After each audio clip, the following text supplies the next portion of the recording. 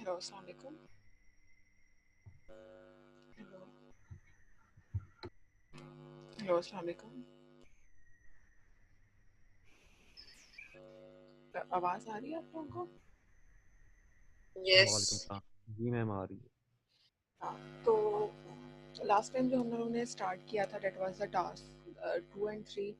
तो उसमें किसी को कोई इशू है तो मुझे बता दें ताकि मैं स्टार्टिंग से स्टार्ट करूँ, क्योंकि काफ़ी बच्चों को इश्यूज आ रहे थे कि हमें लैब टास्क की समझ नहीं आ रही। तो मैम जो वीडियोस आपने अपलोड की थी ना उसमें समझ नहीं आई थी बिकॉज उसमें कोई वॉइस ओवर नहीं था, बस वो म्यूजिक चल रहा था उसके हिसाब से था, तो समझ नहीं आई उसकी बिल्कुल भी। काफी ज्यादा स्टूडेंट्स को नहीं आई अच्छा, इसलिए। ठीक है, हम आज की लैब स्टार्ट से करते हैं। पहले मैं आपको प्रीवियस टास्क का बताती हूँ और फिर हम लोग नेक्स्ट से स्टार्ट करेंगे, ठीक है? तो मतलब आज आप लोगों को दोनों लैब्स कवर हो जाएंगी।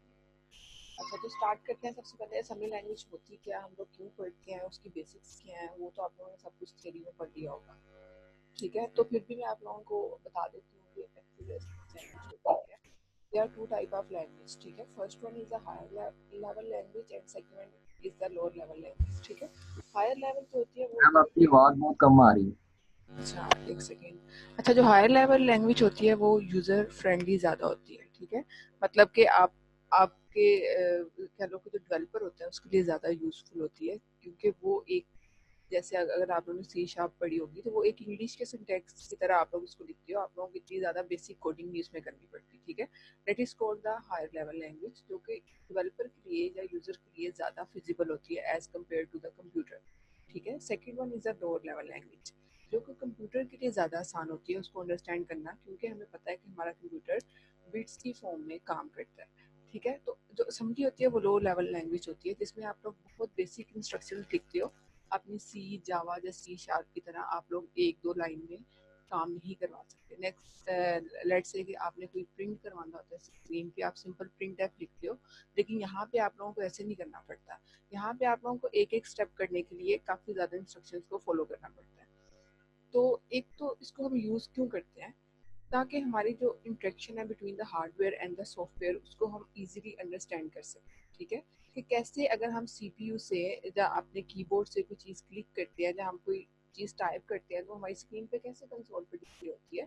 तो that is called the interaction between the hardware and the software, जो कि हम असेंबली लैंग्वेज के थ्रू, इवन के डेल और बहुत सी और भी कंपनीज हैं जो कि असेंबली लैंग्वेज का यूज़ करके अपनी हार्डवेयर मैन्युफैक्चरिंग करती हैं।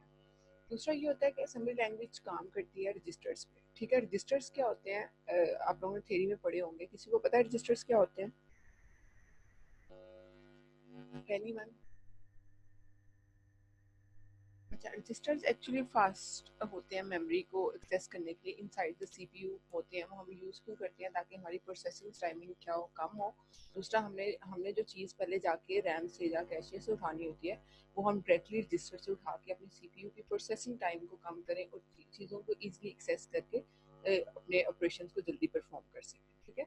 तो असेंबली लैंग्वेज में आप लोग जो काम करोगे वो रजिस्टर्स पे करोगे सारा।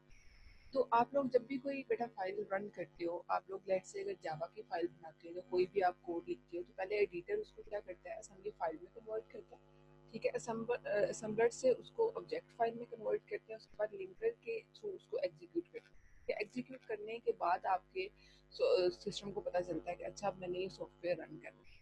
तो ये तो सारी बेसिक्स हैं जो कि आप लोग पढ़ोगे अपनी थ्योरी में भी। इम्यूलेटर को कैसे यूज़ करना है ये वैसे सारी स्लाइड्स मैंने जिनकी मेरे साथ फर्स्ट लैब हुई थी उनको मैंने बता दिया था। जिनकी नहीं मैं उनको वैसे भी बता देती हूँ, स्लाइड्स अगर चाहिए होगी तो वो भी मैं शेयर कर दूँगी, ठीक है? सिंपल सा टूल है, आप लोगों ने इंस्टॉल करना है, नेट पे अवेलेबल है। अगर आपको किसी को लाइसेंस का इशू हो तो मेरे से की ले लेना, मैं आप लोगों को दे दूँगी। वैसे 40 डेज़ के बाद एक्सपायर होता है। तो आप लोग ये मैं सारी चीज़ें आप लोगों को बता देती हूँ उसको कैसे स्टार्ट करना है। फिर भी किन बच्चों का रह जाए वो मुझसे ही ले सकते हैं। अगर मैं बस ये देखना चाह रही हूँ कि इसमें चीज़ मिस ना हो, ठीक है?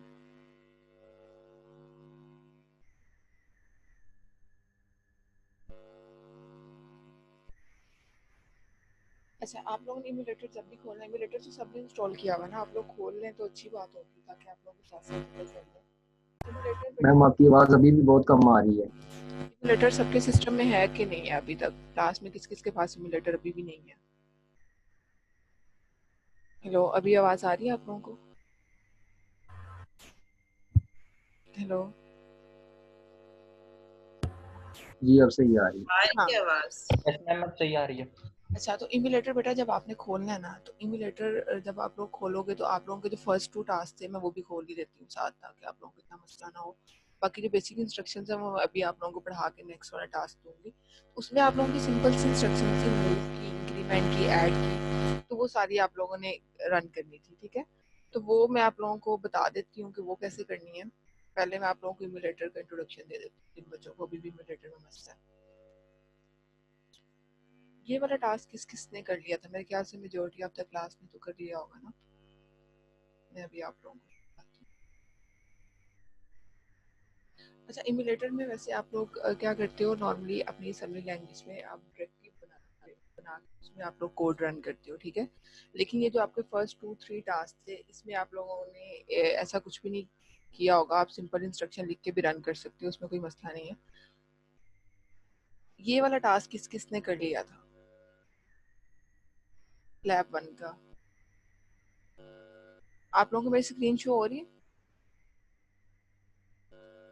Yes ma'am. जी अच्छा, हाँ ये वाला 3rd and 4th introduction to emulator and basic instructions. ये किस बच्चे को इस टास्क में मसला है?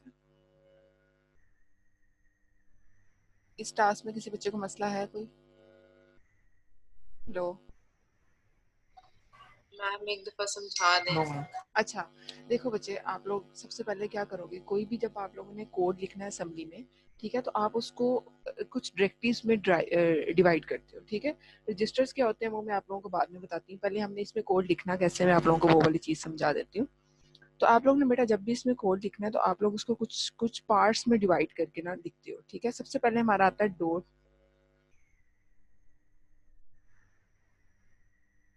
अच्छा, डॉट मॉडल, ठीक है।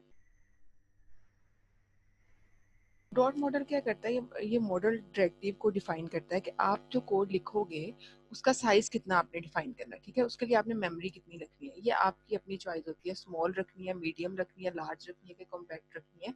नॉर्मली हम लोग क्या करते हैं, स्मॉल रखते हैं, ठीक है। उसके बाद हमारा आता है dot stack.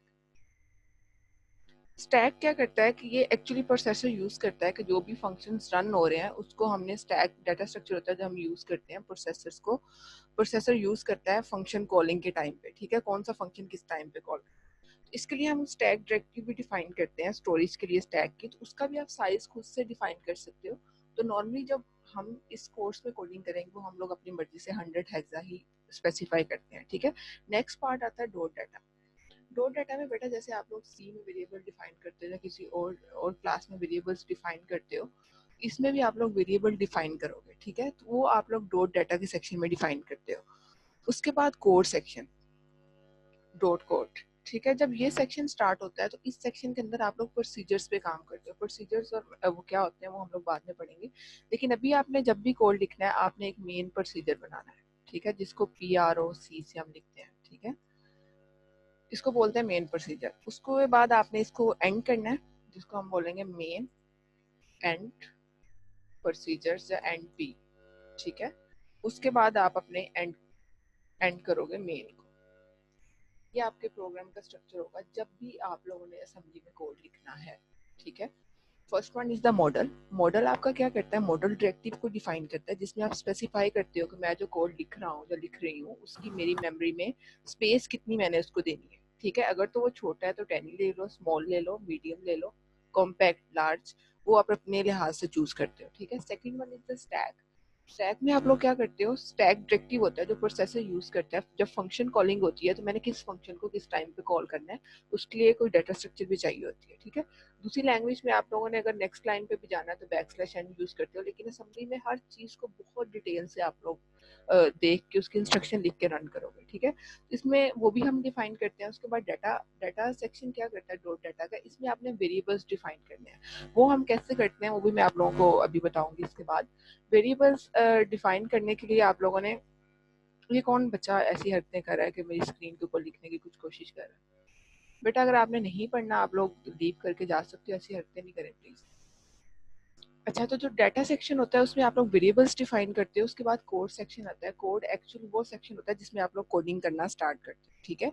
Code segment directive, ये सारे रजिस्टर्स और डायरेक्टिव्स में आप लोगों को बेस की भी डिटेल्स बताती हूँ, उनकी लोकेशन कहाँ पे प्रोसेसर में किस किस रजिस्टर में सेव होती है, वो भी अभी आप लोगों को रन करके दिखाऊंगी, ठीक है। उसमें आप लोग सबसे पहले बनाते हो मेन प्रोसीजर। मेन प्रोसीजर बनाने के बाद आपने उस प्रोसीजर को एंड करना है। एंड करने के बाद आप लोगों ने मेन को एंड करना है। अभी भी आप लोगों को आवाज का इशू आ रहा है? हेलो। नहीं, अब सही है।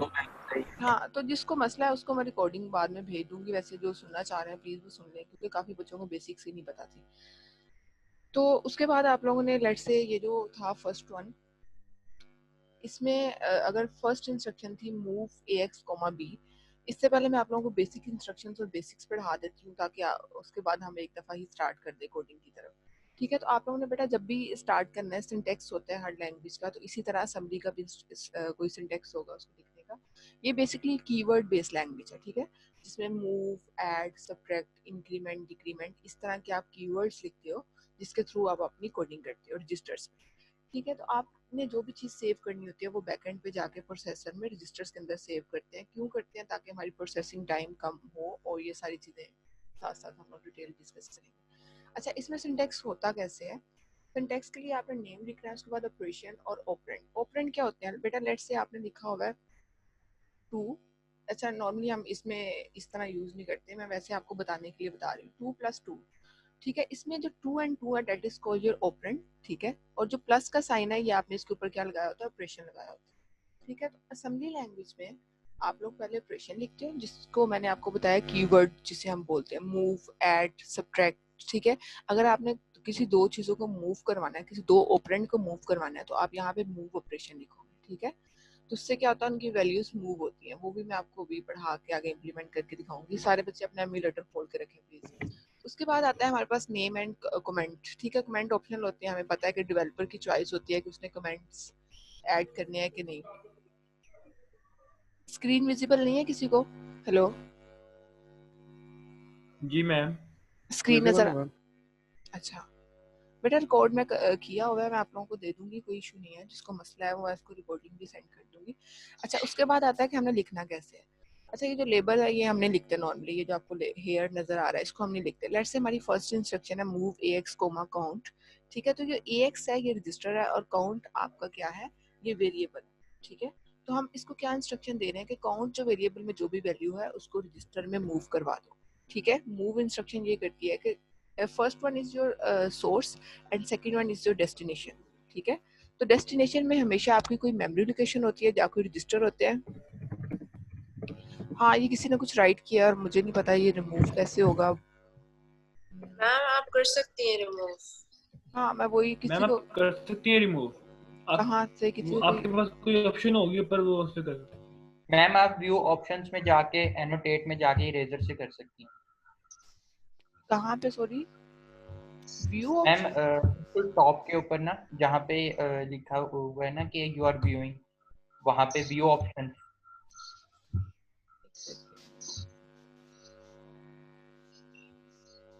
वैसे जिसको क्लास नहीं लेनी वो क्लास छोड़ सकता है, ऐसी हरकतें करने की मेरे ख्याल से ज़रूरत तो नहीं है। कोई भी आपको प्रेशराइज नहीं करता। मैं तो वो भी दे देती हूँ आप लोगों को, रिकॉर्डिंग लेक्चर्स भी दे देती हूँ। मुझे यहाँ पे व्यू की कोई ऑप्शन नज़र नहीं आ रही। कोई मैम स्टूडेंट अपना कर्सर टॉप पे लेके जाए, टॉप पे। मैम सबसे ऊपर एक बार होगी। मैम अपना कर्सर टॉप पे लेके जाए, तब वो विजिबल होगा आपको एक ऑप्शन। वैसे हाँ, ऑटो मुझे वो नज़र हाईलाइट आ कर। रहा है, लेकिन उसके अंदर तो ये म्यूट का है, वीडियो का है, और पार्टिसिपेंट्स है। एनोनेट हाँ, raise ma'am raise, okay okay annotate okay, option. मिल गया बेटा, थैंक यू। अब नज़र आ रहा है आप लोगों को? Yes ma'am. जी मैम अब क्लियर हो गया। मैम इस ऑप्शन को ब्लॉक भी करते हैं। अच्छा, हाँ, वैसे ये भी अच्छी ऑप्शन है कि मैं इसको ब्लॉक कर दूं, लेकिन अभी हम लोग अपनी लैब स्टार्ट कर लें, उसके बाद ये काम कर लेंगे।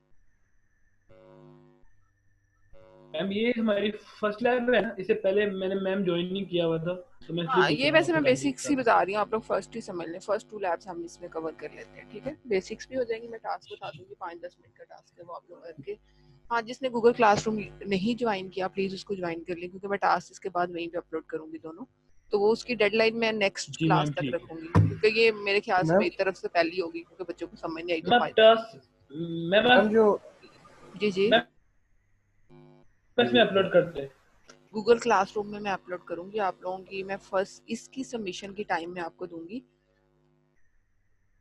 इसके सबमिशन की टाइम में आप लोगों को दूंगी नेक्स्ट क्लास तक, ठीक है? मतलब नेक्स्ट ट्यूसडे को आप लोग मुझे सबमिट करवाओगे, क्योंकि ये 2 टास्क होंगे, वैसे जी मैम 5-10 ठीक मिनट है। के हैं, तो बच्चों को समझ नहीं आई, इसलिए मैं कह रही हूँ कि फायदा नहीं है आगे चलने का, तो इसी को हम लोग इस वीक में कवर कर लेते हैं। तो जी मैम। डेडलाइन मैं नेक्स्ट वीक की रखती हूँ, तब आप लोग ताकि कमिंग लैब में आने से पहले वो मैम सबमिट करवा लीजिए। मैम अच्छा, आप जो पिछले जी जी, पहले जो आपने पिछले वीक में जो आपने मैम एलएमएस टास्क पे किए थे आप वो आप अपलोड दोबारा कर देंगे?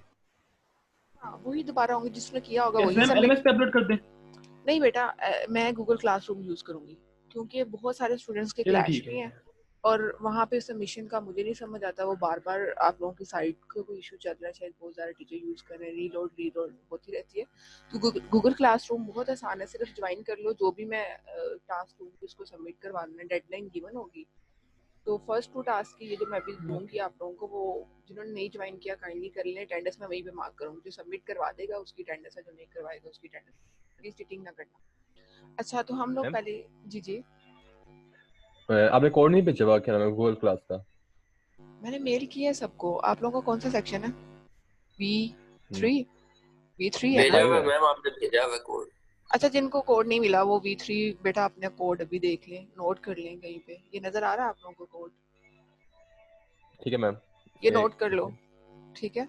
जिसने नहीं ज्वाइन किया मैम हो। वो एक मैम आपसे वो बात करनी थी काइंडली। मेरा दोस्त पढ़ता है V5 सेक्शन में लैब में, अच्छा, कोल उस की लैब में ना V5 सेक्शन में। तो वो भी कह रहा था कि वो ड्राइव खोलते हैं तो उसमें कोड मांगता है, तो वो कोड उसके पास नहीं है मैम। उससे उसे V5 का कोड ले लेना मेरे से, उसको मुझे मेल करे। जिस बच्चे का क्लैश है उसने जिसके साथ लेनी है उस सेक्शन का मेरे से ले ले कोड, वो उस क्लासरूम को ठीक है ज्वाइन करे, मैम। ठीक है? ये नोट कर लो आप लोगों की ओके। क्लास के लिए। इसके बाद मैं टास्क यहीं पे अपलोड करूंगी और यहीं पे आप लोगों ने सबमिट करवाना। अच्छा, तो हम लोग किधर से अभी इंस्ट्रक्शंस पे थे? अच्छा देखो बेटा, first instruction is the move. तो कौन को वेरिएबल है जिसमें हमने, आपका जो फर्स्ट वेरिएबल होता है ये वाला, यहाँ पे कुछ भी हो, it's called the source and second one is called the destination, ठीक है? मूव इंस्ट्रक्शन क्या कह रही है? सोर्स से उठाओ फर्स्ट ऑपरेंड से, और जो भी वैल्यू है उसको इस रजिस्टर में मूव करवा दो, AX रजिस्टर में, ठीक है? रजिस्टर्स का तो आइडिया होगा ना, इतनी तो थ्योरी की क्लासेस हो गई हैं आप लोगों की, ठीक है? तो एक्चुअली ये क्या कर रहा है, कोई भी वेरिएबल है काउंट का जिसको मूव करवा रहा है AX रजिस्टर में। उसके बाद मैं ज़्यादा डिटेल में नहीं जाऊंगी। उसके बाद इसी तरह ऐड की, मूव की और सब्ट्रैक्ट की इंस्ट्रक्शन काम करती है। ऐड की क्या करती है, 2 वेरिएबल्स को ऐड करती है, ठीक है? और रिजल्ट किसमें सेव होता है? जो आपका डेस्टिनेशन होगा। तो हम नॉर्मली प्रेफर करते हैं कि डेस्टिनेशन हमेशा कोई मेमोरी लोकेशन हो या रजिस्टर हो, क्योंकि आप अगर यहाँ पे कॉन्स्टेंट को कॉन्स्टेंट में सेव करवाएंगे तो बेटा वो कॉन्स्टेंट कहीं भी उस वैल्यू को सेव नहीं कर पाएगा, ठीक है? तो आपने जो भी इंस्ट्रक्शन यूज करनी है, थ्योरी और असेंबली की थ्योरी और लैब सेम है, सिर्फ इसके कि आपने टास्क इंप्लीमेंट करना है। तो जब भी थ्योरी में जो भी इंस्ट्रक्शन पढ़ो उसकी लिमिटेशन जरूर देखो कि ये इंस्ट्रक्शन को हम कैसे कैसे परफॉर्म कर सकते हैं, मतलब उसके ऑपरेंड कौन कौन से होंगे। आप नहीं मूव करवा सकते 2 मेमोरी लोकेशंस को, तो ये सारी लिमिटेशन मैं भी आपको बता देती हूँ, क्योंकि मेरी तरफ से फर्स्ट लैब है। अच्छा, उसके बाद कुछ इंस्ट्रक्शन ऐसी होती है, मूव, ऐड और सब्ट्रैक्ट तो 2 ऑपरेंड लेती हैं, ठीक है? कुछ इंस्ट्रक्शन ऐसी होती है जो सिंगल ऑपरेंड लेती है, जैसे इंक्रीमेंट। इंक्रीमेंट के आगे आप जो भी लिखोगे वो एक ऑपरेंड लिखोगे, रजिस्टर लिखो, कोई वेरिएबल लिखो, वो क्या करता है, एक का इंक्रीमेंट कर देता है उस रजिस्टर में जो भी उसमें वैल्यू सेव होगी, ठीक है? इसी तरह ऐड के आगे अगर आप लोग लिख रहे हो AX, 2, तो इसका क्या मतलब है, 2 को ऐड कर लो AX में जो भी वैल्यू पड़ी है उसमें 2 ऐड कर दो, ठीक है? तो इन चीज का ये मतलब है कि कुछ इंस्ट्रक्शंस होती हैं जो सिंगल ऑपरेंड होती हैं और कुछ होती हैं डबल ऑपरेंड होती हैं, ठीक है? मतलब 2 वेरिएबल्स लेती हैं।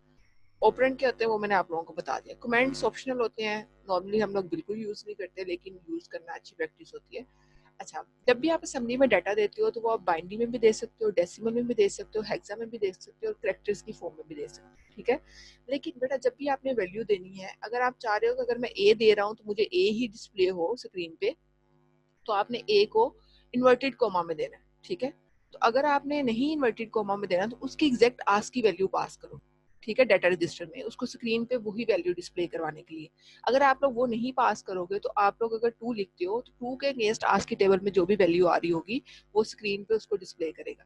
तो अगर आप चाह रहे हो कि आपका एग्जैक्ट 2 ही डिस्प्ले हो तो 2 को लिखो, या उसकी आज की वैल्यू को पास करो तो आपकी स्क्रीन पे 2 डिस्प्ले होगा। क्योंकि जब भी आपको इंस्ट्रक्शन लिखते हो इम्यूलेटर पे तो वो क्या करती है, जो जाती है रन करने के बाद मैं आप लोगों को प्रैक्टिकल भी ये दिखाती हूँ अभी, तो वो रजिस्टर्स में जब सेव होती है तो उसकी हेक्सा वैल्यू सेव होती है, लेकिन जो आपको स्क्रीन पे डिस्प्ले होता है वो आज की वैल्यू के जो भी आ रही होती है वो डिस्प्ले होता है। तो आज की टेबल हम लोग यूज क्यों करते हैं, ताकि अगर मल्टीपल कंपनीज प्रोसेसर्स बना रही हैं तो हर एक के कीबोर्ड पे अगर कोई ए एंटर कर रहा है तो उसके अगेंस्ट हमारी स्क्रीन को ए ही डिस्प्ले होना चाहिए। तो उसके लिए हम स्टैंडर्ड अमेरिकन कोड्स होते हैं जिनको हम यूज करते हैं, ठीक है। तो अगर आप लोग चाह रहे हो कि एग्जैक्ट ए डिस्प्ले हो तो उसको इन्वर्टेड कोमा में लिखो, नहीं तो उसकी एग्जैक्ट आज की वैल्यू पास करो, ठीक है। अगर आपने हेक्सा में कोई वैल्यू पास करनी है तो उसके लिए आप प्रीफिक्स 0 यूज करोगे, ये आपने थ्योरी में पढ़ा होगा, ठीक है। बाइनरी में भी पास कर सकते हो, डेसिमल में भी, तो इट्स अप टू यू। उसके बाद वेरिएबल्स कैसे इनिशियलाइज करवाने हैं वो भी अभी हम सीख लेते हैं, उसके बाद इंप्लीमेंट कर लेते हैं। वेरिएबल्स बेटा इनिशियलाइज करवाने का बहुत आसान है, आपने वेरिएबल का नाम लिखना है, उसके बाद डाटा टाइप लिखनी है और वेरिएबल को इनिशियलाइज करवा देना है, जो भी करवाना है आपने, ठीक है। लेकिन एक चीज याद रखना कि वेरिएबल्स का नाम कोई भी आपका कीवर्ड नहीं होना चाहिए, मूव, ऐड, या आपने कभी भी वेरिएबल का नाम नहीं लिखना। डाटा टाइप आप लोगों ने कैसे सिलेक्ट करनी है, डाटा टाइप आप लोगों की मल्टीपल टाइप्स है, डाटा बाइट है, एक डाटा वर्ड है, डाटा डबल वर्ड है, इसके बाद क्वाड्रिक है। इसमें क्या होता है, बाइट्स इंक्रीमेंट होती जाती है, ठीक है। अगर आपका सिंगल एक वेरिएबल ले रहे हो तो उसको डिफाइन बाइट कर दो, अगर बड़ा ले रहे हो तो डिफाइन वर्ड कर दो, अगर कोई अरे इनिशियलाइज करवा रहे हो तो उसको डिफाइन वर्ड या डिफाइन डबल वर्ड कर दो। तो उससे क्या होता है कि सिर्फ बाइट्स का इंक्रीमेंट होता है, ठीक है। आपका डाटा जितना बड़ा है उस लिहाज से उसकी डाटा टाइप सेलेक्ट कर लो और इस पर कोई भी लॉजिक नहीं है, ठीक है।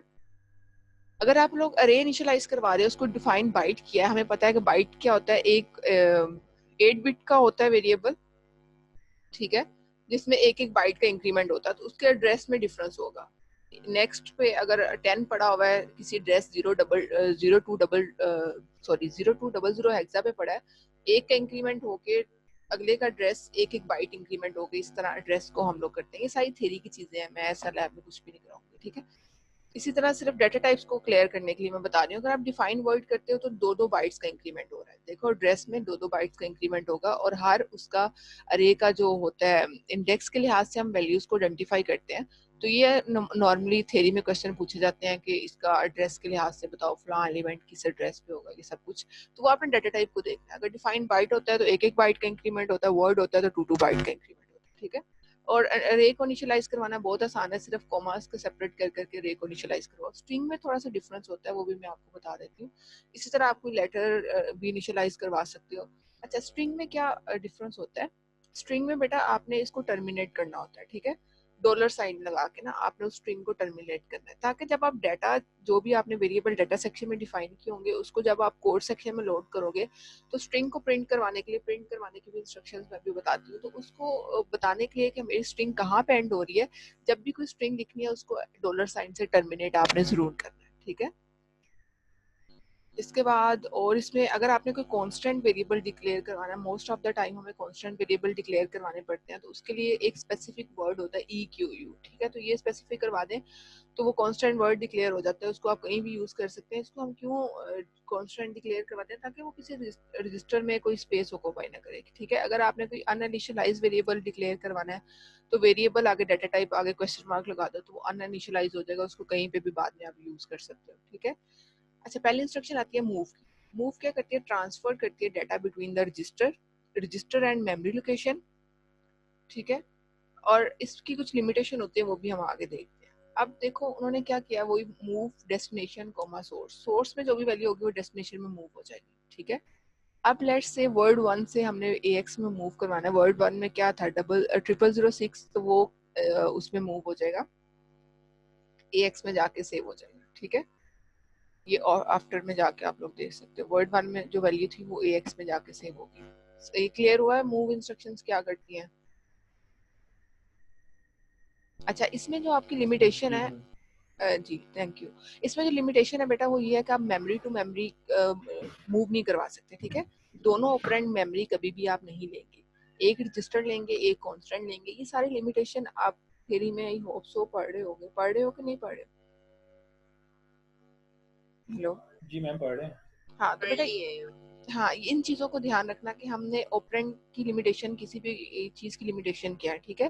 क्योंकि most of the time questions ऐसे भी आते हैं कि एरर आइडेंटिफाई करें और बच्चों को पता ही नहीं होता कि ये इसमें भाई एरर क्या है। तो जब अच्छा इसके बाद एक्सचेंज क्या करता है? एक्सचेंज क्या करता है? दोनों के कंटेंट को एक्सचेंज कर देता है। अगर आप AL और BL को एक्सचेंज करना चाह रहे हो तो जो AL में वैल्यू होगी वो BL में चली जाएगी और जो BL में वैल्यू होगी वो AL में चली जाएगी, ठीक है? उसके बाद इसकी भी उन्होंने बताया हुआ मेमोरी टू मेमोरी आप चीज़ों को एक्सचेंज नहीं कर सकते, ठीक है? दोनों ऑपरेंड अगर आप यहाँ पे भी मेमोरी लिखते हैं और यहाँ पे भी मेमोरी को डिफाइन करते हैं कि इस मेमोरी लोकेशन से उठा के चीज़ इस मेमोरी लोकेशन में एक्सचेंज कर दो, तो ये आप नहीं कर सकते, ठीक है? उसके बाद ऐड भी सिंपल है, इसकी भी वही लिमिटेशन है। ऐड क्या करता है? दो वेरिएबल्स को ऐड करता है, ठीक है? और रिजल्ट किस में सेव होता है? डेस्टिनेशन में सेव होता है। अगर वर्ड 1 AX लिखा हुआ है तो AX में जो वैल्यू होगी वो उसको उठाएगा और वर्ड 1 की वैल्यू के साथ ऐड करके वर्ड 1 में सेव कर देगा। ये आप लोग देख सकते हैं, ठीक है? सब्ट्रैक्ट इंस्ट्रक्शन क्या करती है? दोनों वही बात है, दोनों ऑपरेंड को सब्ट्रैक्ट करेगी और रिजल्ट किस में सेव होगा? AX में जाकर सेव होगा जो आपका डेस्टिनेशन होगा, ठीक है? उसके बाद इनकी भी ये लिमिटेशन है, आप मेमोरी टू मेमोरी लोकेशन को अगर ऐड सब्ट्रैक्ट करवाना चाह रहे हैं तो वो बिल्कुल भी नहीं होगा। अच्छा उसके बाद बाइट 1 एंड बाइट 2 दो वेरिएबल है, दो मेमोरी लोकेशंस है, अगर आप उनको ऐड करवाओगे तो वो गलत होगा। तो इसको आप कैसे यूटिलाइज कर सकते हो कि पहले एक वेरिएबल्स को जब मेमोरी लोकेशन को उठाओ उसको किसी रजिस्टर में रखो और दूसरे को फिर उसके साथ ऐड करवा दो, ठीक है? इस तरह डायरेक्ट दोनों को आप ऐड तो नहीं करवा रहे, पहला भी एक डेस्टिनेशन रजिस्टर है और दूसरे में डेस्टिनेशन की मेमोरी है, ठीक है? तो रजिस्टर टू मेमोरी एक्सेस हो सकता है। देखो जो आपके मोड होते हैं ना एक्सेस मोड, वो 3 टाइप्स के होते हैं, ठीक है? इसमें एक तो होता है आप लोग एड्रेसिंग मोड को बेटा 3 टाइप से डिफाइन करते हो। रजिस्टर एड्रेसिंग मोड, ठीक है? आप लोग नोट डाउन कर लें। रजिस्टर एड्रेसिंग मोड होते हैं, second one is immediate addressing mode and third one is the memory addressing mode, ठीक है? रजिस्टर्स क्या होते हैं? आप लोगों का जो भी ऑपरेशन होता है मूव ऐड, इसके आगे आप दोनों रजिस्टर्स लिखते हो, ठीक है? लेट्स से मैं यहाँ पे लिख रही हूँ मूव AX into BX, ठीक है? That is called the register addressing mode. Immediate addressing mode क्या कहते हैं? Immediate addressing mode में आप लोग क्या करते हो? आप लोग क्या करते हो? एक रजिस्टर होता है और एक कोई कांस्टेंट वैल्यू होती है। लेट्स से मैं कहती हूँ डाटा रजिस्टर में 2 मूव करवा दो, that is called the immediate addressing mode, ठीक है? Third one is the memory addressing mode कि आप कोई भी रजिस्टर लेके उसको उसमें आप लोग क्या मूव करवाते हो? कोई भी मेमोरी लोकेशन बाइट 1 बाइट 2 या मेमोरी को नॉर्मली हम लोग इस तरह से यहाँ पे जो भी आपने जिसमें भी उसको सेव करवाया उसको रिप्रेजेंट करते हो, ठीक है? This is called the 3 type of addressing mode, ठीक है? तो first one is a resistor, second one is immediate and the third one is a memory. Register में रजिस्टर टू रजिस्टर आप ऑपरेशन करते हो, सेकंड में आप कांस्टेंट टू रजिस्टर करते हो, थर्ड में आप क्या करते हो? मेमोरी टू रजिस्टर करते हो। तो ये अभी आप लोगों को पैनिक नहीं होना, जब आगे चीजें करोगे खुद ही क्लियर होती जाती है। अच्छा उसके बाद ये फिर कौन बदतमीज आ गया ये लिखने करने? बेटा आप लोग प्लीज बाज आ जाए, आप लोग को नहीं पढ़ना, आप लोग क्लास मैम आप ब्लॉक कर देना, मुझे अब मैम ब्लॉक कर दें अगर क्वेश्चन हो।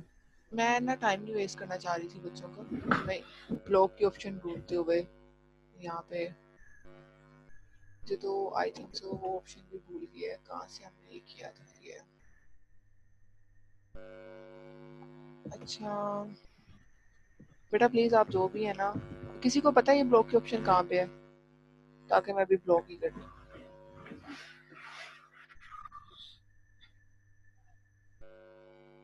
अगर आप लोगों को बैन करवानी है ऑनलाइन क्लासेस तो प्लीज़ अपने रिएक्टर को मेल करें, मुझे इस तरह लिख के मत करें। जब तक स्टूडेंट स्टैंड नहीं देंगे, स्टूडेंट ने कॉमसेट में स्टैंड लिया उनकी बैन हो गई है तो आप लोगों की क्यों नहीं हो सकती? तो प्लीज़ अपने स्टैंड खुद लें, ऐसे टीचर्स को इरिटेट नहीं करें।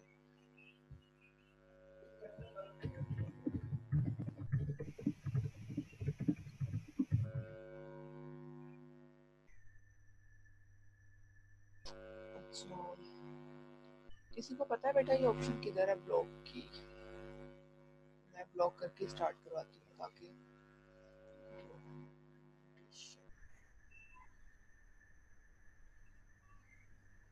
अच्छा इसके बाद बेटा आता है हमारे पास इलीगल का, मैंने आप लोगों को बता दिया।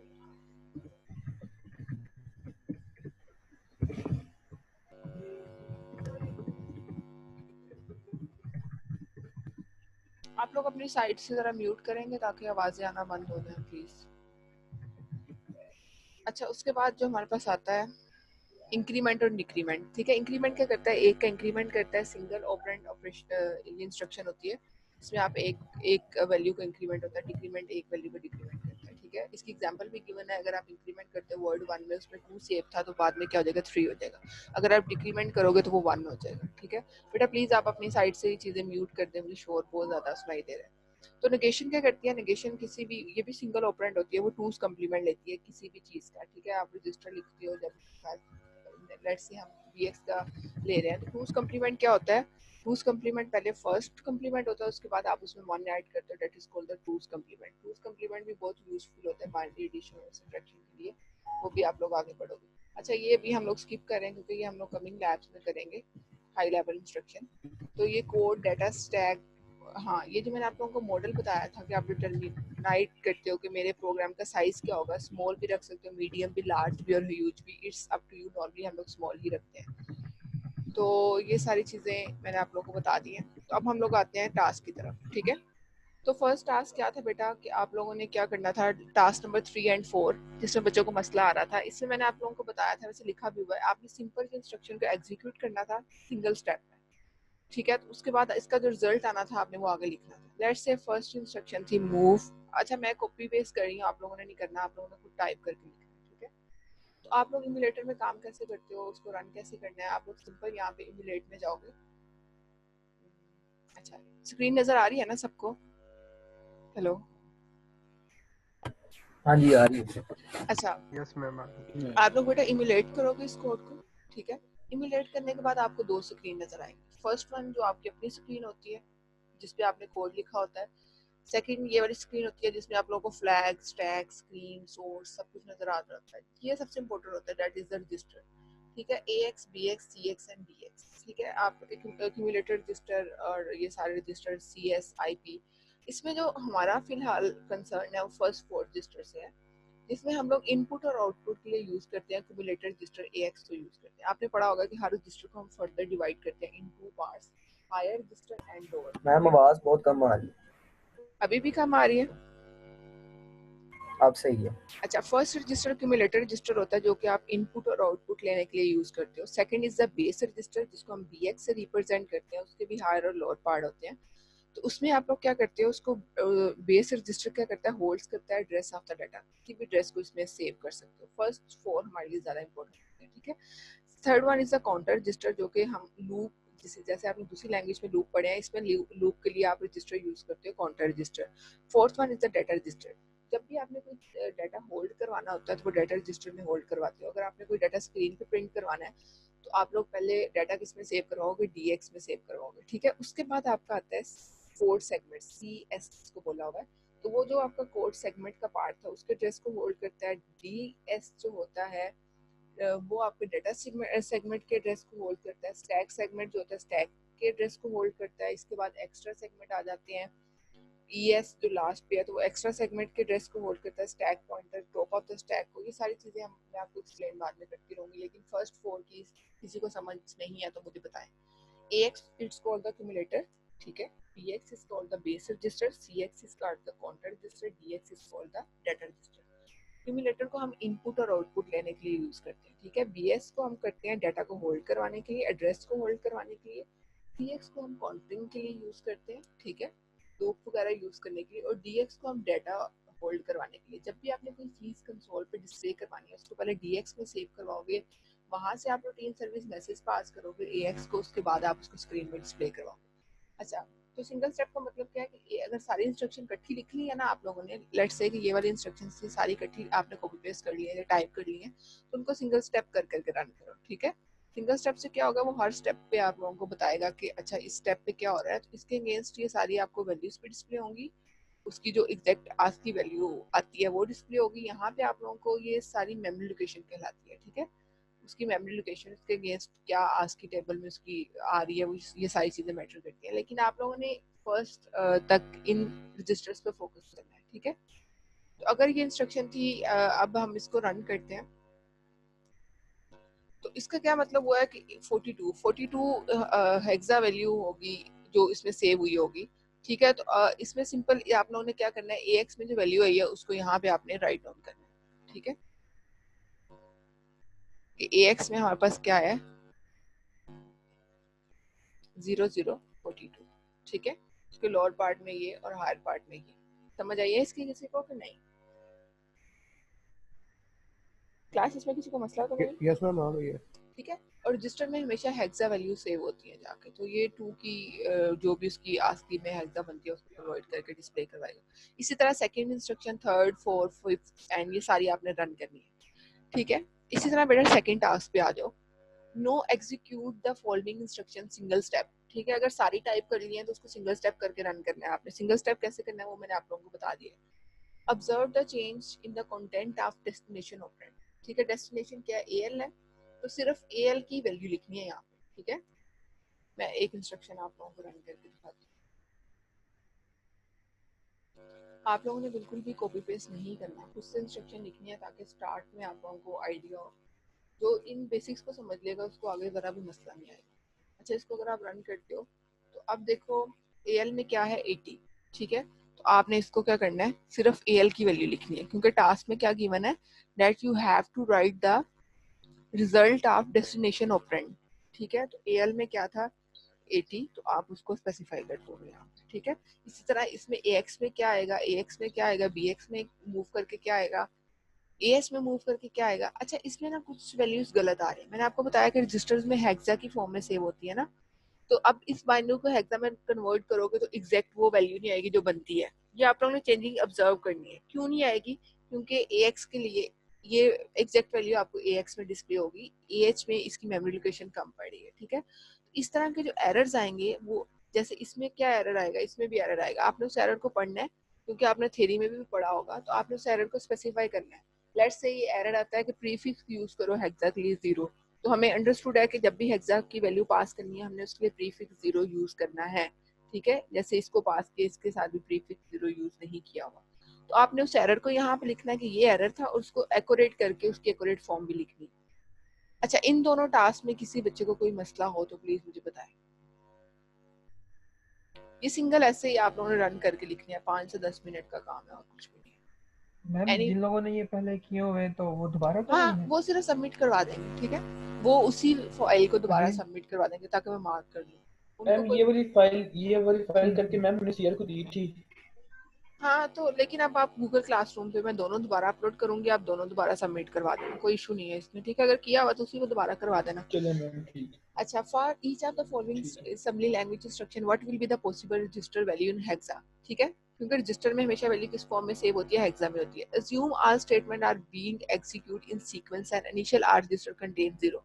ठीक है, अब इसमें क्या करना है, ये सारी इंस्ट्रक्शंस लिख लेनी है आपने, और इसको सिंगल स्टेप करके नहीं, सिंगल स्टेप करके रन करते जाना है, ताकि जब बैकएंड पे वैल्यू होगी वो उसी में रहेगी। ठीक है, तो इसमें आप लोगों ने क्या करना है बेटा, आपने सारे रजिस्टर्स, ये जो चारों रजिस्टर्स है ना, उसमें क्या क्या चेंजिंग आई है वो सारी चेंजिंग्स यहाँ पे लिखनी है।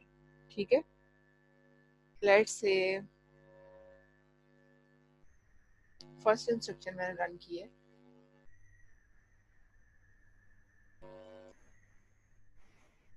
इम्यूलेट करते हैं हम इसको, उसके बाद रन। अगर सिंगल स्टेप करना है तो यहाँ से सिंगल स्टेप कर करके उसके बाद बैक पे जाना तो जा सकते हैं, लेकिन ये उन्होंने कहा कि सीक्वेंस में करें। अच्छा, तो फर्स्ट पे देखो चारों रजिस्टर्स की क्या वैल्यू आई है, ax में क्या आया, bx में क्या आया, cx में क्या आया एंड dx में क्या आया, आपने ये लिखना है। cx में 5 क्यों आया, क्योंकि 5 दफा वो लूप चला है ना, 5 दफा इंस्ट्रक्शंस, जितनी दफा वो लाइन ऑफ कोड पे मूव करता है वो उसको काउंट करता जाता है। तो ये वैसे हम इसको बाद में डिटेल में पढ़ेंगे जब लूप पढ़ेंगे। ठीक है, तो आप लोगों ने क्या करना है, ax में क्या आया हमारे पास 0033, इसको लिखना है। ये आप लोग सही तरह एडिट करके लिख लेना, दोनों को डिवाइड करके। bx में क्या आया, cx में क्या और dx में क्या, ये लिखना है सारा। इस टास्क में किसी को कोई भी मसला हो प्लीज बताएं मुझे। लिखना चारों का, ठीक है, चारों रजिस्टर्स की वैल्यूज आपने यहाँ पे डिफाइन कर दी। ये क्लियर हो गया, जिन्होंने कर लिया है वो इसको दोबारा सबमिट करवा दे, जिन्होंने नहीं किया तो वो उसको, इसलिए मैं डेडलाइन नेक्स्ट वीक की रख रही हूँ ताकि जो बच्चे जिनकी समझ लो कि आज की ये फर्स्ट लैब थी वो इसको अंडरस्टैंड करें। अच्छा, अब आ जाओ। जी जी, टास्क 2 रिपीट कर दें दोबारा, उसमें यानी कि मेरे 2 एरर आ रहे थे, यानी कि लास्ट टाइम तक। हाँ बेटा, ये मैं अभी अपलोड करूंगी 3-4। इसमें टास्क 3 भी है। टास्क 3 में आपने क्या करना है, अगर सारी इंस्ट्रक्शंस को एक दफ़ा लिख लेना है, ठीक है। लिखने के बाद उनको एग्जीक्यूट करते जाना है, और हर इंस्ट्रक्शन पे आपने हर रजिस्टर की, इन चारों रजिस्टर की जो जो वैल्यूज आएंगी वो लिखनी है, ठीक है। लेट्स से, एक सेकंड प्लीज, लेट्स से मैंने ये फर्स्ट इंस्ट्रक्शन अगर एग्जीक्यूट की थी, इसमें ए एक्स की वैल्यू क्या आई थी, वो मैंने लिख दी। बी एक्स की क्या 0 0 है, सी एक्स की क्या 0 0 0 5 है, और डी एक्स की 0 0 है, ठीक है। तो आपने ये सारी बेटा यहाँ पे लिखनी है। एक सेकेंड, यहाँ पे लेट्स से यहाँ पे 0 0 मुझे टास्क 3 की समझ आ गई हुई है, मैं हाँ जी। टास्क 2 का पूछ रहा था। अच्छा, टास्क 2 को पूछ रहे हो? हाँ जी, बताओ क्या पूछना है इसका। इसमें बेटा आपने मैम मेरे लास्ट टाइम तक 2 एरर आए थे जी। हाँ, उन एरर्स को लास्ट लिखना टाइम है। तक 2 एरर आते मेरे किस किस जी। में एरर आया था? मेरा सेकंड में नहीं फर्स्ट सेकंड में, और मेरा नहीं, सेकंड में आया होगा कि प्रीफिक्स 0 नहीं और यूज लास्ट किया वाले में है। आया था, लास्ट वाले का रेजिस्टर्स का मसला आ रहा था कि एक आपने 8 बिट लिखा हुआ था और एक 16 बिट था, हाँ, इसलिए वो इनके आप मूव हो नहीं सकता था। यही क्लियर करना है कि मेमोरी को मैच करना बहुत मैटर करता है, ठीक है। अब देखो, आप 8 वो बिट मैंने ठीक कर दिया था, लेकिन हाँ, मेरे आपने ऊपर एरर मेंशन करना है, उसके बाद उसको एक्यूरेट फॉर्म में लिखना है, ठीक है। एरर जरूर मेंशन करना है कि ये एरर आया था और उसकी एक्यूरेट फॉर्म ये है। देखो, ये चीजें समझाने के लिए तो ये बेसिक टास्क है कि आप लोगों को पता चले कि रजिस्टर्स करते क्या है, और उसमें मेमोरी को मैच करना बेटा मैटर करता है। अब आप 8 बिट की चीज 16 बिट की चीज 8 बिट के रजिस्टर में भेजोगे तो वो मेमोरी मिसमैच ही होगा ना। तो ये चीजें अंडरस्टैंड करवाने के लिए टास्क था, ठीक है। ये वैसे पहले हो चुका है, जिसको कोई मसला है तो वो मैंने अभी बता दिया, वो इसको करके बाकियों के साथ दोबारा सबमिट करवा दे। अच्छा, अब मैंने आते बस ये पूछना था कि इसमें एरर 2 से ज्यादा हैं, यानी कि 2 से ज्यादा एरर हैं, बस मैंने ये 2-3 पूछना है, था। बस 2-3 है, ज्यादा नहीं है। वो भी सिर्फ ठीक आपको है, बताने यानी कि के लिए। हाँ, ठीक है 2 मैम, है या शुक्रिया। 3 है, इससे ज्यादा नहीं है। बस उसको लिख देना, एरर क्या है समझ के, उसके बाद उसकी एक्यूरेट फॉर्म क्या है, इससे आपके थोड़े कॉन्सेप्ट ज्यादा स्ट्रॉन्ग हो जाएंगे। अच्छा, ये बेसिक इंस्ट्रक्शंस पढ़ ली हम लोगों ने, move, add, subtract, increment, decrement, ठीक है। तो इसमें आपने बेटा क्या करना है, वही जो पीछे काम किया था आप लोगों ने, क्या करना है, each of the following instruction which will be the possible register value in hexa, register में ऑलरेडी हेक्सा में सेव होती है, तो सिंपल आपने रजिस्टर के इसको सीक्वेंस में एग्जीक्यूट करके हर रजिस्टर की वैल्यू लिखनी है, जैसे टास्क 3 में मैंने आपको बताया, ठीक है। इसमें भी वही काम करना है। उसके बाद आ जाओ टास्क 1 पे। इसमें आपने क्या करना है, आपने बेटा इसको, इस सारे कोड को लिखना है, तीनों लाइंस को, ठीक है। लिखने के बाद इसको सिंगल स्टेप करके एग्जीक्यूट करना है, ठीक है। उसके बाद जो चेंज आएगा, फाइनल आपने रिजल्ट लिखना है। ये मैं आपको करके बताती हूँ। लेट्स से ये कोड था हमारा, इन्वेंट करोगे इसको, उसके बाद सिंगल स्टेप करके रन करोगे, फर्स्ट वैल्यू पे आए, सेकंड पे आए, ठीक है।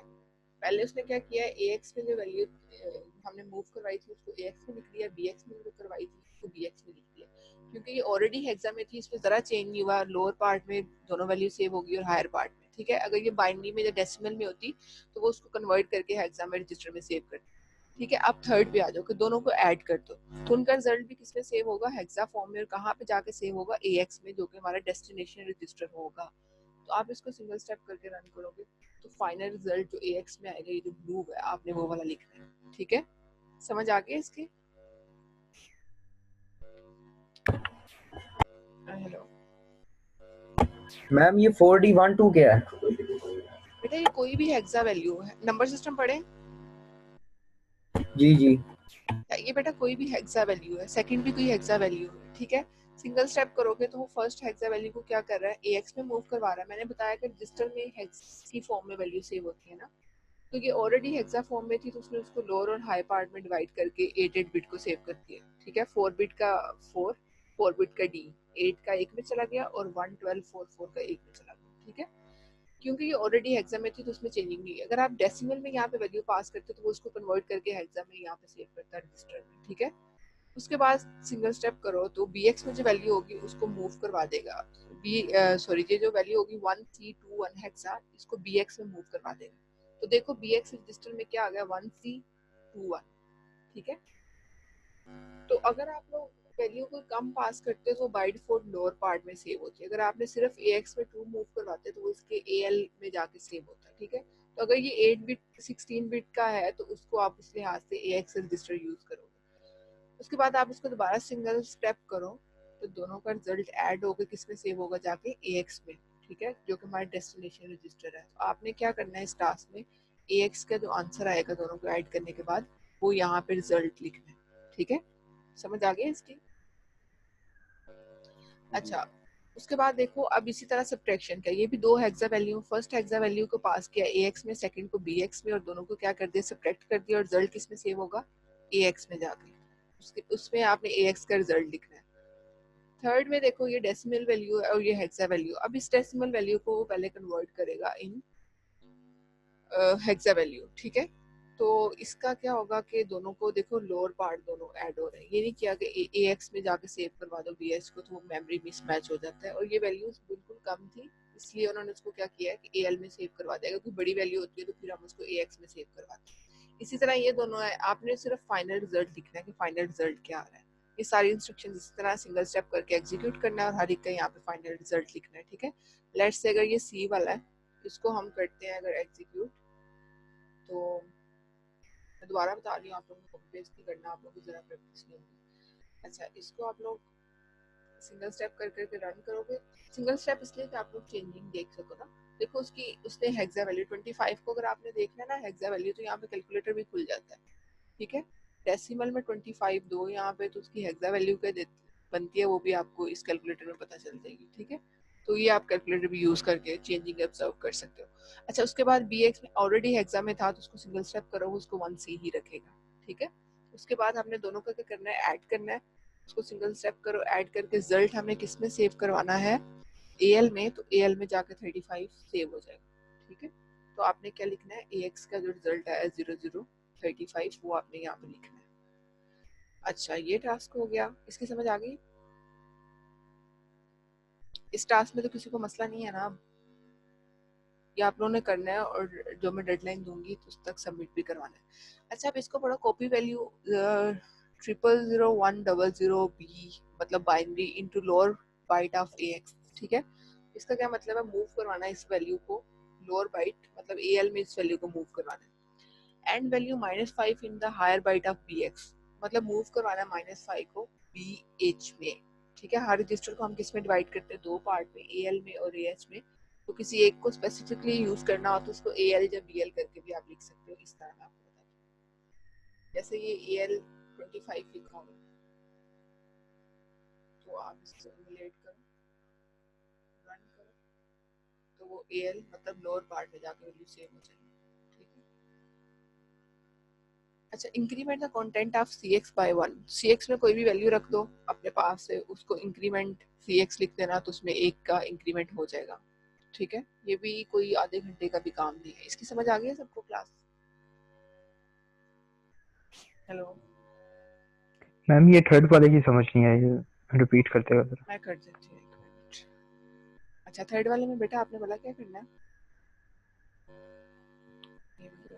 मैम इंस्ट्रक्शंस लिखनी है, लाइक उसका वो स्क्रीनशॉट आंसर वगैरह नहीं लिखना है, नहीं, सिर्फ यहाँ पे वैल्यूज लिखनी है, स्क्रीनशॉट का भी काम नहीं है। वो जब आप कोडिंग करोगे तो उसकी मैं रिजल्ट स्क्रीनशॉट लगाऊंगी, ठीक है। इसका नहीं करना आप बेटा। ये इंस्ट्रक्शन लिखी हुई है कि आपने ये काम करना है, कॉपी करनी है वैल्यू, ये जो वैल्यू लिखी है into lower byte of AX register, ठीक है। इसका क्या मतलब है कि मूव करवाना है AL का AX का लोअर पार्ट क्या आएगा, AL, उसमें कौन सी वैल्यू मूव करवानी है, 001 00B बाइनरी, ठीक है।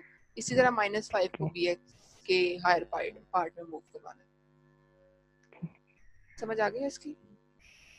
जी जी इस तरह इंक्रीमेंट करवाना है। CX में लेट्स से आप लोग मूव करवा दो 5, उसके बाद क्या कर दोगे, इंक्रीमेंट CX, उसमें 6 कर देगा उसको, ठीक है। ठीक है, थैंक यू। समझ आ गई?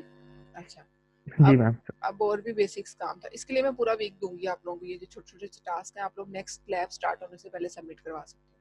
मैं गूगल क्लासरूम पे अपलोड भी कर दूंगी। जिस बच्चों ने गूगल क्लासरूम यूज नहीं किया हुआ प्लीज उसको ज्वाइन कर लें, टास्क वहीं पे सबमिट होंगे और वही अटेंडेंस कंसीडर होगी। अच्छा, मैम टास्क जी बेटा, ये जो लास्ट लैब थी वो वाला सारे इकट्ठे ट्यूसडे तक करने हैं। ये सारे जिन्होंने पहले किए हुए हैं ना वो दोबारा उसी को सबमिट करवा देंगे, लेकिन गूगल क्लासरूम पे, ठीक है। अभी क्लास खत्म होने के बाद मैं ये सारे अपलोड करूंगी, आप लोग देख लेना। इसमें से जो जो किए होंगे उनको वैसे सबमिट करवा देना, जो नहीं किए होंगे उनको करके सबमिट करवा लेना डेडलाइन से पहले, ठीक है। लेकिन ये 7 तक आप लोगों ने करने हैं, कमिंग वीक तक। बहुत आसान है, कुछ भी नहीं है, छोटे छोटे से काम है। अच्छा ये देखो, ये वही 2 वैल्यूज ओके हैं। मैम। ये बेटा वो पहला ही टास्क आ गया है, कुछ ये ना ओवरलैप कर रहे हैं। एक सेकेंड, अच्छा ये ओवरलैप कर रहे हैं कि जैसे प्रीवियस में आपने ये किया है तो वही यहाँ पे इंस्ट्रक्शन दोबारा लिखनी है, लेकिन आप लोगों ने ये इंस्ट्रक्शन पहले इम्प्लीमेंट करके फिर लिखनी है, ठीक है। जी बेटा, गूगल क्लासरूम पे मैं LMS सबसे यूज नहीं करूंगी, मुझे वहाँ पे बहुत मसले होते हैं, तो गूगल क्लासरूम ही आप लोग यूज करोगे। ज्वाइन कर लो, उसमें मसला ही क्या है आप लोगों को। अच्छा ये वही टास्क है। उसके बाद देखो, replace content of DX registered by two's complement.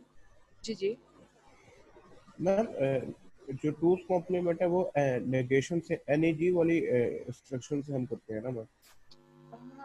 Negation लेना, उसका मतलब है टूल्स कम्प्लीमेंट, ठीक है। टूल्स तो मैम कम्प्लीमेंट होता क्या वंस पड़ा कॉम्प्लीमेंट वंस उसमें कॉम्प्लीमेंट हम किस तरह लेंगे? उसमें डिक्रीमेंट कर दोगे ना। वंस कम्प्लीमेंट क्या होता है, उसको रिवर्स करते हैं ना।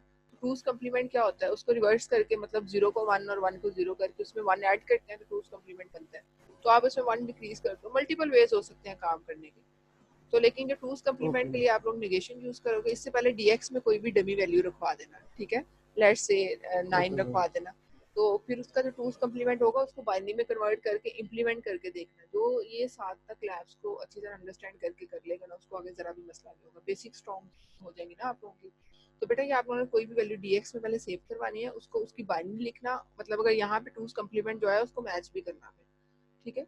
इसी तरह CX में। मैम जी जी बाइनरी में कैसे कन्वर्ट करवाएंगे हम? बाइनरी में खुद भी करवा सकते हो, अगर नहीं करवाना तो यहाँ पे हमारे पास कैलकुलेटर अवेलेबल होता है। मैम हम निगेट नहीं यूज कर सकते यहाँ पे? नेगेशन ही तो बेटा यूज करते हैं टूल्स कम्प्लीमेंट के लिए। नेगेशन ही यूज करते हैं टूल्स कम्प्लीमेंट में, ठीक है। तो वही ना, मैंने नेगेशन पढ़ाया तो इसलिए ये दिया है कि नेगेशन लो। DX में कोई भी वैल्यू पहले मूव करवा लेना, उसका नेगेशन ले लेना, ठीक है। तो टूल्स कम्प्लीमेंट हो जाएगा। अब वंस कम्प्लीमेंट कैसे लेना है, ये थोड़ा सा अपना दिमाग इस्तेमाल करोगे। टूल्स कम्प्लीमेंट कैसे मैम लेते हैं? जी जी ये वाला करवा दें आप, इसकी समझ नहीं आ रही। किसकी? टूल्स कम्प्लीमेंट की? बी वाले की, टास्क टास्क का बी पार्ट है जो। लेट्स से समझो कि AL में, अच्छा किसका लेना है हमें टूल्स कम्प्लीमेंट? DX का, ठीक है।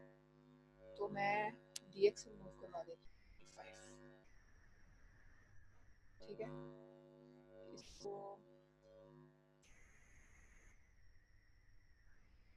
उसके बाद DX इसको इमुलेट करो, सिंगल स्टेप करो, इसकी हेक्सा वैल्यू जाकर सेव हो जाएगी DX में, ठीक है। उसके बाद सिंगल स्टेप करो, उसका जो टूल्स कम्प्लीमेंट बनता है ना, वो FFG7 बनता है। नंबर सिस्टम पढ़े? हेलो बेटा, नंबर यस सिस्टम। मैम। अच्छा अब देखो, नंबर सिस्टम अगर आप लोगों ने पढ़े हुए हैं ना, मैं आप लोगों को बताती हूँ। अगर आप लोगों का यहाँ पे कोई वैल्यू है डेसिमल में, मैम आपकी आवाज बहुत कम आ रही है। अच्छा मैं कह रही हूँ अगर नंबर सिस्टम पढ़े हैं आप लोगों ने, काम क्या करना है, ये तो सिंपल इंस्ट्रक्शन होगी जो आप लोगों को गिवन थी कि DX में कोई वैल्यू मूव करवाओ, उसका नेगेशन लो, ठीक है। अब ये नेगेशन लेके आंसर आ गया। आप लोगों ने बेटा काम क्या करना है, आप लोगों ने DX में अगर 25 मूव करवाया ना, इसकी कैलकुलेटर से बाइंडिंग यहाँ पे आप लोगों ने करनी है, ठीक है, कन्वर्ट करना है। अगर डेसिमल में 25 है, कन्वर्टर के थ्रू 25 है, तो उसकी बाइनरी क्या बनती है, ये बनती है। इसका वंस कम्प्लीमेंट लो, ठीक है, उसमें 1 ऐड करो। ये आप अपने ना साथ रफ नोटबुक पे ये देखना कि यही कम्प्लीमेंट आता भी है कि नहीं आता। ये मैं कहना चाह रही हूँ, समझ आइए? नहीं समझ ओके आई? मैम, क्लियर हो गया। इंस्ट्रक्शन बहुत छोटी है, बस आपको समझाने के लिए कह रही हूँ कि आप लोगों ने ये साथ इम्प्लीमेंट रफ पे करके देखना, ठीक है, कम्प्लीमेंट का और किसी का नहीं। अच्छा उसके बाद increment content of CX by 1। तो CX में हम कुछ भी मूव करवा देते हैं। लेट्स से मैं मूव करवा रही हूँ CX में 2, उसको इमुलेट करवाओगे, सिंगल स्टेप करोगे, और सॉरी उसको हमने इंक्रीमेंट करना है ना, इंक्रीमेंट हम पे कर देते हैं CX। तो इमुलेट करो, डायरेक्टली रन भी करवा सकते हो, सिंगल स्टेप करते हैं ताकि आपको पता चले पहले CX में क्या था, उस मैंने बताया कि जब वैल्यू कम होती है ना 8 बिट की होती है, तो अगर हमने CX लिखा है तो वो बाय डिफॉल्ट किधर आती है, उसके लोअर पार्ट में ही आएगी, ठीक है। तो इसमें 2 आ गया, अब इसको सिंगल स्टेप करो तो 1 का इंक्रीमेंट करके उसको क्या करते हैं 3 करते हैं। इंक्रीमेंट इंस्ट्रक्शन ये करती है, समझ आ गई? अच्छा, उसके बाद वंस कम्प्लीमेंट लेना है, ये थोड़ा सा बेटा प्लीज अपना दिमाग इस्तेमाल करना। BL में कोई वैल्यू मूव करवाना है, ठीक है, उसका टूस कम्प्लीमेंट तो आ जाएगा, उससे आपने वंस कम्प्लीमेंट कैसे लेना है, एक इंस्ट्रक्शन और यूज करनी है। तो अगर किसी को टूस कम्प्लीमेंट का पता है तो वो इजीली इसको वंस कम्प्लीमेंट में भी लिख सकता है। अच्छा, exchange the lower byte of AX and higher byte of DX, इसका क्या मतलब है? एक्सचेंज का आपने कीवर्ड पढ़ा होगा, ठीक है, तो वो आपने यहाँ पे यूज करना है और दोनों को क्या करना है, एक्सचेंज करना है। कोई भी वैल्यू रख देना AL में, ठीक है, कोई भी वैल्यू रख देना DH में, ठीक है, उन दोनों को क्या कर देना, एक्सचेंज कर देना। ये भी मैंने अभी आपको स्लाइड में बताया। वैसे इस समझ आ गई इस टास्क की? हेलो क्लास, इस टास्क की समझ आ गई आप लोगों को? यस मैम जी। अच्छा, अब ये लास्ट है टास्क आप लोगों का, वेरिएबल इनिशियलाइजेशन, ठीक है। मैंने आप लोगों को बताया कि आप लोगों ने वेरिएबल कैसे इनिशियलाइज करवाने हैं, डेटा टाइप कैसे सिलेक्ट करनी है। डेटा टाइप है कौन कौन सी, आप लोगों ने थ्योरी में पढ़ी होगी, define byte, define word, define double word, ठीक है। इसमें फर्स्ट आपने क्या करना है, वेरिएबल इनिशियलाइज करवाना है। आवाज बहुत कम आ रही है। अच्छा, जो फर्स्ट है इसमें वो ये word variable A initialize to 52, ठीक है। तो वेरिएबल आपने हमेशा डेटा सेक्शन में जाकर डिक्लेयर करवाना है। लेट्स से मैंने कोई, उन्होंने क्या, वेरिएबल A, इसका नाम मैंने A रख दिया, इसकी मैंने डेटा टाइप डिफाइन बाइट रख दिया, जिसमें मैंने 50 सेव करवा दिया, ठीक है। तो इस वेरिएबल, ऐसे वेरिएबल इसमें डिक्लेयर करते हैं, ये मैं बताना चाह रही हूँ। अगर आपने कोई अनडिफाइंड वेरिएबल रखना है, लेट्स से इसका मैंने नाम रखा है वेरिएबल 1, ठीक है, इसकी डेटा टाइप है डिफाइन बाइट, इसमें मैंने मूव को करवाया हुआ 50, ठीक है, 50 वैल्यू सेव करवाई हुई है इस वेरिएबल में। इसी तरह मैं वेरिएबल डिफाइन वर्ड के साथ अनइनिशियलाइज रख देती हूँ। अगर आपने अनइनिशियलाइज रखना है, मतलब आप उसको बाद में यूज करना चाह रहे हैं, उसकी वैल्यू नहीं देना चाह रहे, तो उसके आगे आप क्या लगा देते हो, क्वेश्चन मार्क लगा देते, ठीक है।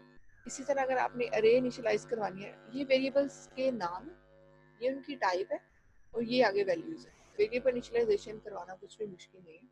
अगर अरे है 1 2 3, ठीक है, उससे पहले उसकी हम टाइप, डेटा टाइप लिखना फाइन वर्ड, ठीक है। इसी तरह आपने इसको डिक्लेयर करवाना है। ये सिर्फ आपने डिक्लेरेशन करनी है, इसको एक्सेस कैसे करना है, यूज कैसे करना है, वो मैं आप लोगों को बाद में बताऊंगी, ठीक है। अगर इसमें किसी को मसला है तो मैं स्लाइड भी शेयर कर देती हूँ।